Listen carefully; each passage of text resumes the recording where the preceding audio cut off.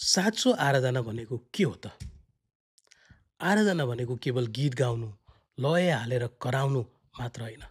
यो त हृदयबाट निस्केको एक चिच्याहाट हो वा भनौँ मनबाट निस्केको एउटा आवाज।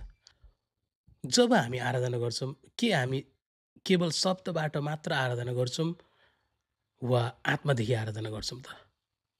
यूहन्ना 4 अध्यायको 24 पदले यसरी भन्छ, परमेश्वर आत्मा हुनुहुन्छ र उहाँको आराधना गर्नेहरूले आत्मा र सत्यतामा आराधना गर्नुपर्छ।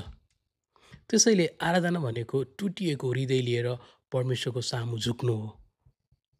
दाउद एक राजा थिए, तर पनि उनी गाएर, नाचेर, आँसु झारेर परमेश्वरको अघि झुकेर आराधना गर्थे। कहिलेकाहीँ हामी गीत गाउँछौँ, ठुलो स्वरले कराउँछौँ पनि, तर हाम्रो ध्यान परमेश्वरतिर हुन्न। यो कुरा हामीले विचार गर्नुपर्ने हुन्छ। जब हामी आराधना गर्छौँ, हामी चाहिँ टुटिएको हृदय लिएर परमेश्वरको सामु झुक्न आवश्यक छ। हामीले हृदयबाट सत्यतामा आराधना गर्नुपर्छ। परमेश्वरले साँचो हृदय खोज्नुभएको छ।